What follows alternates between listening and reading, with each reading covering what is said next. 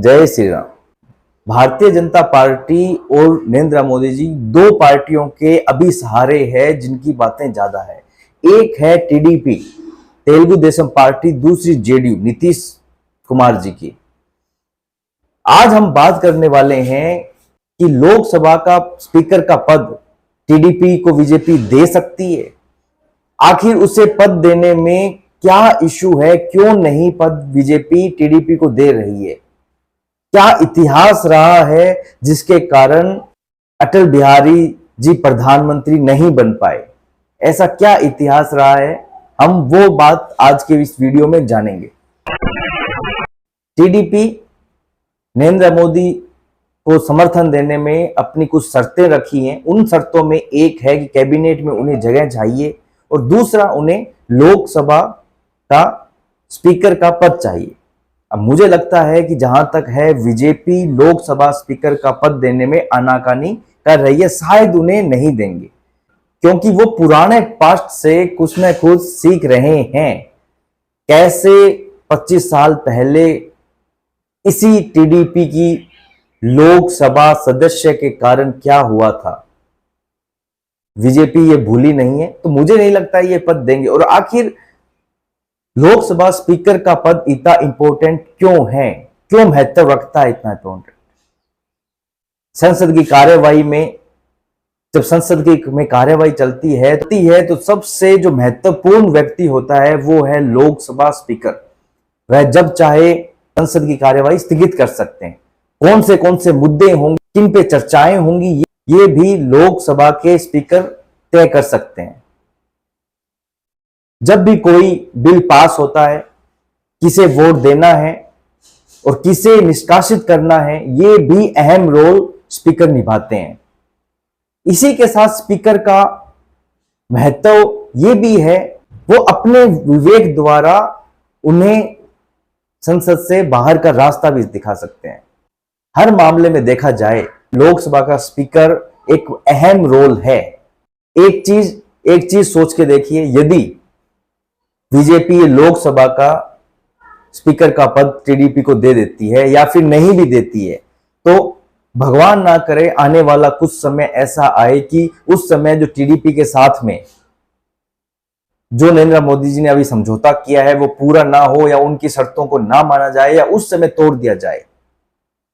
तो जैसे ही टीडीपी अपना समर्थन वापस लेगी तो उस समय लोकसभा का बहुत अधिक बढ़ जाता है। क्यों? तो उन्हीं को ही अब अपना बहुमत, मतलब बीजेपी को ही अपना बहुमत दिखाने के लिए स्पीकर द्वारा ही प्रस्ताव आएगा और स्पीकर द्वारा ही ये तय होगा कि कौन कौन साथ है, कौन नहीं है, किसको निष्कासित करना है, किसके वोट मान्य करने हैं, किसके अमान्य करने हैं। एक स्पीकर का पद संसद में अहम इंपॉर्टेंस निभाता है। फ्लोर टेस्ट के समय, बहुमत परीक्षण के समय कि सरकार बन रही है नहीं बन रही है, बिल पास करने के समय आप ध्यान से समझिए इस चीज को। जब मान लीजिए संख्या है 100 लोगों की और उनमें एक हेड है जो है लोकसभा, वो है स्पीकर। लोकसभा स्पीकर अध्यक्ष है हेड। अब उन 100 लोगों में से बिल पास करने के लिए 50-50 का समर्थन चाहिए। यदि बिल पास करने के लिए ए और बी के पास में, ए के पास आ जाते हैं 48 वोट और बी के पास में आ जाते हैं 52 वोट, तो अब अध्यक्ष के पास में वो पावर, लोकसभा स्पीकर के पास में वो पावर है कि यदि कुछ वोट निष्कासित करे या यदि कुछ सदस्यों को निष्कासित करे। ये जो पावर है वोट कम करने की, वोट को रोकने की, वोट कौन देगा, किस तरीके से देगा, ये सारी पावर लोकसभा स्पीकर के पास में रहती है।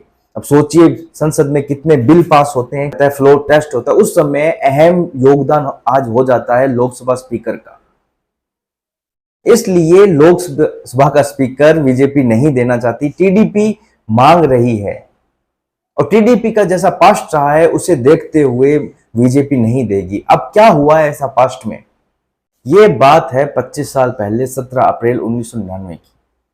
उस समय अटल बिहारी वाजपेयी को बहुमत परीक्षण करवाना था संसद में। उनके चाणक्य कहे जाने वाले प्रमोद महाजन स्पष्ट तौर पे आश्वस्त थे कि बीजेपी के पास में बहुमत है। उस समय मायावती बीजेपी से अलग हो चुकी थी। जयललिता का समर्थन वापस लेना ही फ्लोर टेस्ट का एक हिस्सा था, बहुमत करवाने की नौबत आई थी। इन सब समीकरणों के बीच में बीजेपी के पास में बहुमत था। बात तब बिगड़ी जब कांग्रेस के एक सांसद, ये वो एक वोट है गिरधर दमांग। गिरधर दमांग 17 फरवरी 1999 में उड़ीसा के मुख्यमंत्री बन गए थे। तो प्रमोद महाजन को ये चीज नहीं याद रही कि उनका भी वो सांसद भी हैं, उन्होंने इस्तीफा नहीं दिया है। और ये खेल कांग्रेस ने खेला। गिरधर दमांगन को वह वापस संसद में लेकर आए लंबे समय बाद, और उन्होंने अपना वोट दिया, और वो वोट खिलाफ गया अटल बिहारी वाजपेयी के। तो ये वो एक वोट था जिसके कारण अटल बिहारी वाजपेयी की सरकार गिरी थी। और इसमें अहम भूमिका निभाई लोकसभा स्पीकर ने। उस समय लोकसभा स्पीकर टीडीपी का था। यदि वही लोकसभा स्पीकर बीजेपी का रहे तो वो अपने अनुसार कुछ समय कर सकता है, अनुसार जो कुछ वोट है उन्हें निष्कासित कर सकते हैं। मतलब हल्का सा एक फेवर मिल जाता है सरकार को यदि अपना लोकसभा अध्यक्ष यदि सरकार के पास हो तो। इसलिए टीडीपी चाहती है कि हम लोकसभा अध्यक्ष रखें जिससे सरकार को हम झुका के रखें, और बीजेपी चाहती है कि लोकसभा अध्यक्ष का पद हम सिर्फ और सिर्फ हमारे पास ही रखें, अन्य किसी दल को ना दें जिससे हमें झुकना ना पड़े। ये खेल 25 साल पहले जो खेला गया था अटल बिहारी वाजपेयी की एक वोट के कारण जो सरकार गिरी थी, मोदी जी नहीं चाहते कि ऐसी सिचुएशन वापस, क्योंकि दल का कुछ भी भरोसा नहीं है। जब तक दलों को माल मिल रहा है, बेनिफिट मिल रहा है, वो सत्ता में है, तब तक वो उनके साथ है। जैसे ही उन्हें उससे ज्यादा फायदा मिला वो हाथ छटकाने लग जाते हैं, वो साइड में चले जाते हैं। और ये बात भली भांति समझते हैं नरेंद्र मोदी।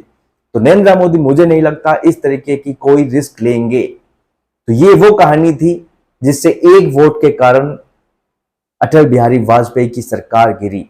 और क्या वही खेल वापस खेलना चाहते हैं चंद्रबाबू नायडू, जिसके कारण वो अध्यक्ष पद मांग रहे हैं लोकसभा स्पीकर का अध्यक्ष पद मांग रहे हैं? मुझे नहीं लगता इसमें बीजेपी द्वारा यह पद दिया जाएगा। तो आज का मुद्दा हम यहीं समाप्त करते हैं, फिर मिलेंगे किसी नए मुद्दे के साथ। जय श्री राम।